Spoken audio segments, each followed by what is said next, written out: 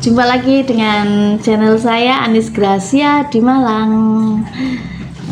Bagaimana kabarnya teman-teman? Tentu semua dalam keadaan yang baik, sehat ya. Doa saya selalu seperti itu ya teman-teman. Semua dalam keberkahan Tuhan Yang Maha Esa. Amin. Tak lupa saya mengucapkan minal aidin wal faizin, mohon maaf lahir dan batin. 1 Syawal 1445 Hijriah, dimanapun saudara berada semuanya ya, selamat Hari Raya Idul Fitri. Semoga kita dipertemukan di Idul Fitri yang berikutnya, tahun-tahun berikutnya ya teman-teman ya. Hari ini saya tidak nge-share video tentang kegiatan saya di salon seperti biasanya ya. Saya mau berbagi, saya mau sharing tentang apa ya, untungnya kerja atau mempunyai usaha di rumah ya. Seperti Anda ketahui semua, saya kan selama ini bekerjanya itu di rumah ya teman-teman ya. Bekerja di rumah, mempunyai usaha salon ya. Saya usaha salon di rumah gitu kan. Jadi pekerjaan saya otomatis ya tempatnya ya di rumah gitu ya. Mau sedikit berbagi gitu kan. Untungnya kalau bekerja di rumah itu seperti apa gitu ya. Kalau bekerja di rumah itu untungnya apa, nah gitu kan ya teman-teman ya. Dibanding dengan bekerja di luar atau di kantor, di pabrik kayak gitu ya. Nah, berhubung saya bekerjanya di rumah teman-teman, berhubung saya usaha saya ini juga di rumah, yang jadi satu dengan rumah, artinya saya mau berbagi sama teman-teman, saya mau sharing. Ini loh untungnya kalau punya usaha itu di rumah, kalau bekerja itu dari rumah gitu, WFH. Kalau saya memang dari dulunya di rumah teman-teman, bukan karena pandemi terus saya buka salon di rumah, enggak. Dari dulu memang saya punya salon jadi satu sama tempat tinggal. Nah, sebelum saya melangkah ke keuntungannya ya, keuntungannya itu apa, sebelum saya ke sono, saya sebelumnya pendahuluannya gitu ya teman-teman ya. Apa aja sih usaha itu yang bisa dilakukan di rumah? Nah, menurut teman-teman apa? Nanti bisa komen di bawah ya. Usaha apa aja sih yang bisa dilakukan di rumah ya? Atau pekerjaan apa sih yang bisa dilakukan di rumah? Secara garis besarnya menurut saya itu ada 2 ya. Yang pertama itu usaha jualan ya. Jualan tuh macam-macam ya teman-teman ya, kayak jualan sembako, jualan makanan, jualan pakaian, baju-baju, kemudian jual yang sedang rame ini kayak mungkin catering yang dijual secara online ya, jual makanan ya, itu termasuk jual makanan. Kemudian ya kayak toko-toko kelontong, sembako kayak gitu ya, itu jualan bakso, apa makanan ya, tergolong makanan. Jualan kayak barang-barang pecah belah itu kan juga bisa dilakukan di rumah ya. Jualan, kalau tetangga saya ini ada yang jualan plastik gitu loh teman-teman, plastik, kardus. Nah kayak gitu itu semua item tentang pernak-pernik selamatan atau apa itu dijual di situ. Nah itu termasuk yang jualan. Nah sekarang usaha yang kedua. Bidang usaha yang kedua itu menurut saya itu bidang usaha jasa ya teman-teman ya. Jasa jasa itu ada kayak laundry, salon kecantikan, salon kegantengan, barber ya kayak gitu-gitu.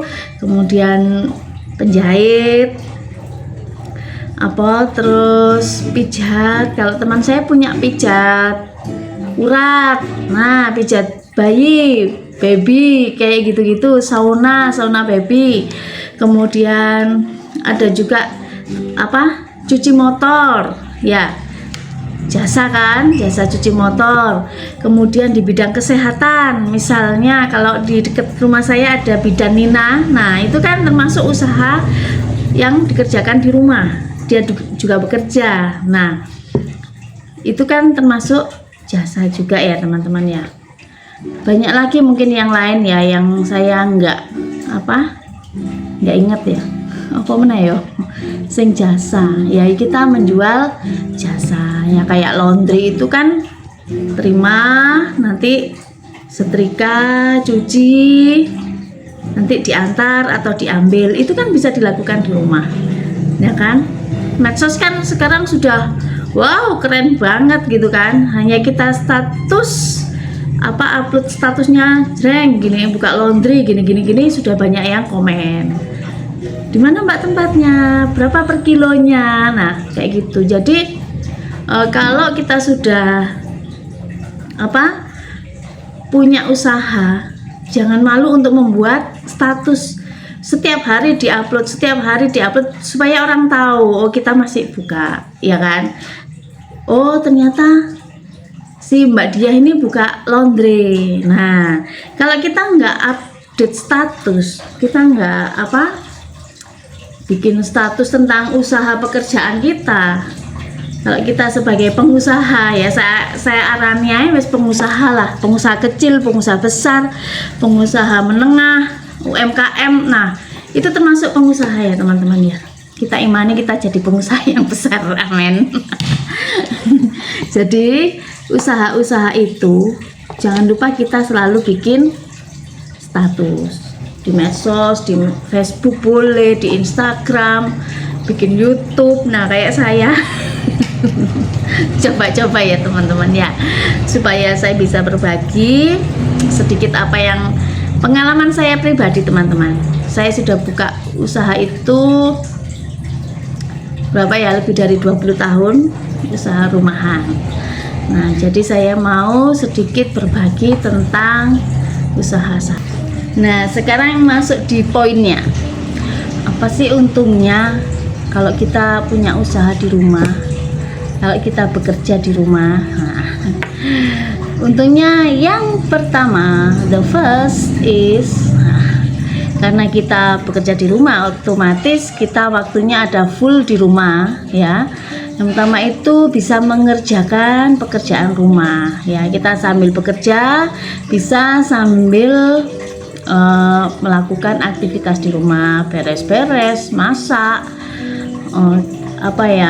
kita juga bisa mendampingi putra-putri kita dalam belajar, aktivitas di rumah maupun momong ya, yang masih belum putra-putrinya belum sekolah kayak saya dulu, anak saya masih kecil, otomatis saya sambil ngomong ya, sambil ngasuh. Jadi saya bekerja di salon, kalau ada klien anak saya di rumah mainan apalah gitu, saya masih bisa ngawasi. Ketika anak saya sudah bersekolah sudah sekolah, saya bisa ngantar ke sekolah.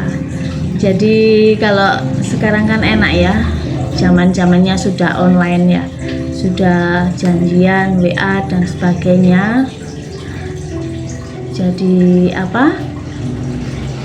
bisa janjian gitu kan sama orang lah. Kalau dulu saya itu belum ada, karena usaha kita sendiri ya teman-teman ya. Jadi kita waktunya itu fleksibel ya, tergantung kita juga. Kalau saya karena di salon kan kesepakatan ya, misalnya sekarang masih belum bisa karena mengantar anak, nah kayak gitu, jadi saya bisa nawar nih jam nanti pulang sekolah kayak gitu, atau kadang orangnya nanti nggak bisa besok. Jadi sekarang itu sudah fleksibel ya kalau kayak saya gitu ya, jadi bisa ngatur waktu. Dan tapi saya yang nggak boleh egois nurutin saya terus gitu ya, enggak. Jadi kesepakatan kalau saya gitu ya. Jadi intinya yang pertama itu keuntungannya bisa sambil ngurus rumah, bisa sambil ngurus anak, ngurus suami ya, antar anak sekolah, dampingin anak belajar. Nah kayak gitu. Kayak misalnya nih buka toko ya, buka toko kelontong kayak gitu. Kalau kita buka di rumah gitu kan, misalnya pas nggak ada pembeli, kita bisa sambil setrika atau sambil apa, cuci-cuci, sambil masak-masak. Nah ada orang baru kita layani. Nah seperti itu untungnya kita ya. Jadi bisa ngurusin rumah ya. Mungkin kalau dibilang bosen ya bosen lah, kerja di rumah makan di rumah, tidur di rumah, pekerjaan rumah semua. Tapi kembali lagi nanti ya harus ada waktu-waktu tertentu untuk healing, entah malamnya, entah kita pas yang antar jemput anak-anak sekolah, itu anggap aja healing gitu ya teman-teman ya. Atau mengikuti sosialita, arisan, PKK dan sebagainya. Itu aja kita ambil positifnya. Yang pertama bisa mengurus anak dan keluarga. Kemudian yang kedua itu kalau menurut saya ya, kita tidak perlu mengeluarkan biaya untuk kontrak tempat usaha ya. Seperti yang kita ketahui, kalau untuk sewa tempat usaha itu tidak murah teman-teman ya. Kalau saya dulu juga pernah kontrak rumah untuk salon begitu, itu tidak murah gitu. Misalnya di ruko ya. Contoh di Malang ini, di pinggir-pinggir jalan. Malang ini kan kota kecil teman-teman. Saya kebetulan tinggalnya di pinggiran kota gitu ya, bukan yang di tengah kota besar gitu, enggak. Di daerah saya ini kontraknya per tahun itu paling murah 15-20 juta untuk pinggir jalan raya. Nah, apakah itu jaminan juga untuk usaha kita bisa rame, bisa pengunjungnya banyak? Kalau menurut saya ya teman-teman, enggak jaminan kalau di pinggir kota. Karena saya sendiri juga sudah pernah sewa di pinggir jalan ya, sudah pernah akhirnya saya tinggal di rumah ibu saya itu, saya buka itu kan dia juga di dalam kampung yang aksesnya cuma sepeda motor teman-teman. Tetapi ya puji Tuhan, alhamdulillah usaha saya juga diberkati, banyak rezeki menurut saya ya teman-teman. Dengan saya tidak mengeluarkan uang untuk kontrak, otomatis saya bisa tarifnya itu enggak mahal ya, tarifnya lebih murah dibanding dengan salon-salon yang ada di pinggir jalan, karena mereka harus memperkirakan kontrak itu tadi ya.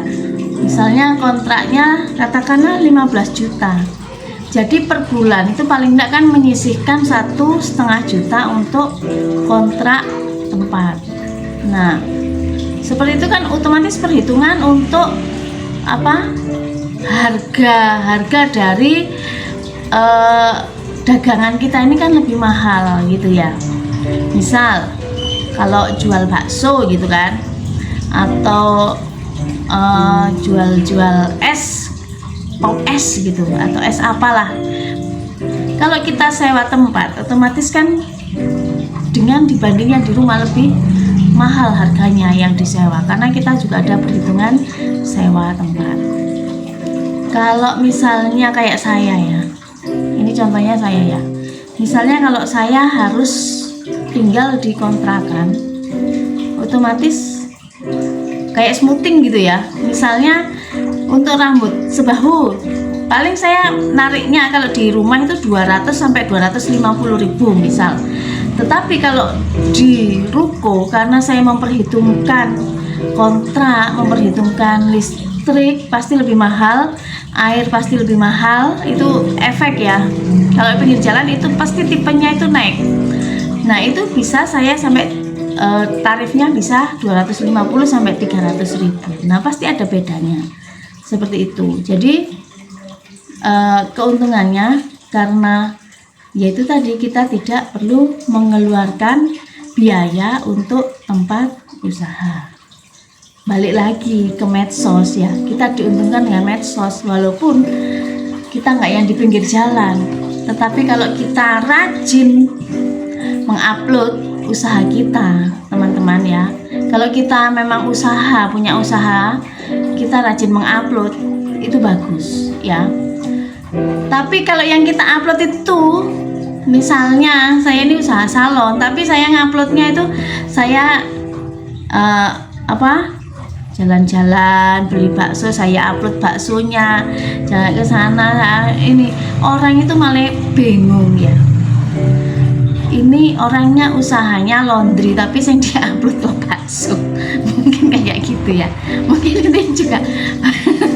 Nah kayak gitu, kadang kan orang juga bingung ya, Mbak Iki apa sih gitu ya, kayak saya juga kadang kan masak apa gitu saya upload, Mbak beralih jualan. Nah sekarang orang kan pasti ekspektasinya beda ya teman-teman ya. Jadi itu kalau saya mungkin sekarang juga merambah ke usaha pakaian dalam ya, yang saya upload ya jeroan-jeroan itu teman-teman. Jadi ya nyon saya mohon maaf ya dan batin kalau status saya itu ya porno-porno sedikit ya. Karena ya itu usaha saya, jadi ya tak pamerno ya teman-teman ya. Kalau ada yang smoothing ya saya upload smoothingnya, hasil smoothing saya upload. Kalau ada yang herma saya upload gitu, harga-harga saya upload kadang. Jadi kadang kalau saya nggak membuat status, orang juga nanya, Mbak Anis iki tutup atau gimana salon. Nah seperti itu. Jadi ya kita sudah diuntungkan dengan medsos, kita pergunakan medsos itu dengan sebaik-baiknya ya teman-teman ya. Nyun sewu nanti ya jangan juga kalau kita usaha terus bikin status yang negatif, nah kayak gitu yang ngopo lah atau baper atau curhat, nah itu ya nggak penting kalau buat saya ya teman-teman ya. Kita promosikan usaha kita, kita promosikan dagangan kita. Kalau yang jual es teler, nah kayak mamanya Giona langsung ini es teler ini rasanya ini harganya sekian, nah itu bagus. Kemudian misalnya ada testi dari pelanggan diupload, itu bagus. Nah kayak gitu-gitu itu yang mendukung, kemudian orang akhirnya tertarik. Oh ya apa sih rasanya es teler iki kok akeh sing beli. Nah gitu kan, dengan rasa penasaran itu akhirnya kita bisa menambah penghasilan. Nah itu positifnya ya teman-teman. Oke. Kemudian yang ketiga apa sih untungnya? Ya untungnya apa sih?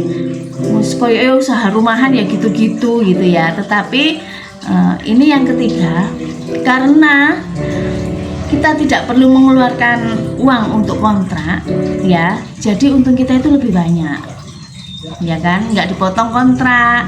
Listrik juga listrik kita sendiri, air juga air kita sendiri, otomatis keuntungan kita itu lebih besar teman-teman. Itu pengalaman saya pribadi, puji Tuhan ya, besar teman-teman untungnya ya. Bayangkan kalau satu bulan saya harus membayar 1,5 juta. Nah kita wis untung di situ ya kan, wis enggak sudah 500.000 lah anggap, kita sudah ada keuntungan segitu. Nah itu ya teman-teman, karena kita nggak perlu sewa tempat, jadi keuntungan kita lebih besar. Kemudian yang keempat, menurut saya ya, keuntungannya itu bisa menciptakan lapangan pekerjaan juga. Iya. Kalau dulu saya waktu hamil ada yang bantu. Di sini ada asisten di salon. Pada waktu saya ruame, saya nggak ngatasi, saya panggil asisten. Nah itu otomatis kan menciptakan lapangan pekerjaan. Nah pasti teman-teman juga seperti itu kan, yang usaha-usaha ya. Kayak teman saya, dia buka pesanan kue kayak gitu-gitu, kue basah, kue kering. Nah, jadi dia bisa ngambil teman 2-3 orang untuk membantu. Nah, itu kan namanya apa? Menciptakan lapangan pekerjaan, memberikan rezeki pada orang lain. Nah, itu ya teman-teman ya. Sedikit sharing saya tentang apa sih untungnya kalau kita punya usaha di rumah, kalau kita punya pekerjaan yang dikerjakan di rumah. Nah, itu kesimpulannya. Yang pertama ya, kita bisa mengerjakan pekerjaan rumah, kita bisa mendampingi putra putri kita bisa mengurus putra putri kita, mengantar sekolah, mendampingi belajar dan sebagainya. Yang kedua,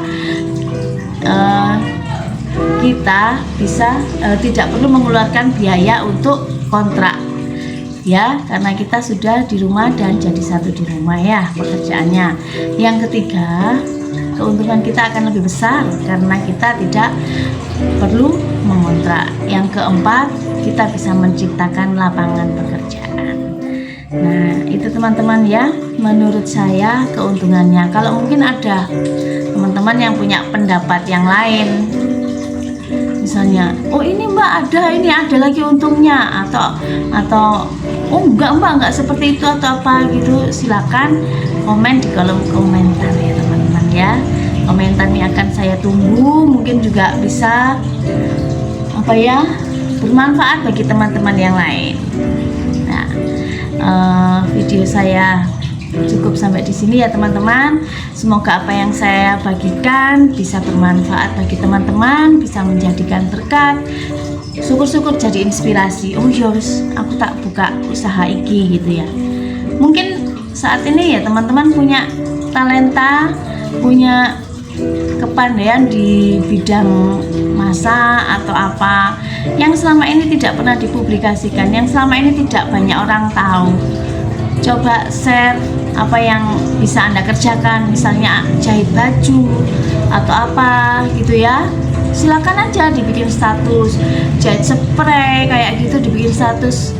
Wes tulis saya lah, melayani pesanan 1-2 hari, setiap hari bikin status seperti itu. Nanti pasti ada yang pesan, pasti ada yang nanya. 1 komentar itu aja sudah menjadi apa ya, support buat kita ya gitu ya teman-teman ya. Terima kasih sudah mengikuti video saya. Sampai ketemu lagi di video-video yang berikutnya. Terima kasih, Tuhan berkati. Bye bye.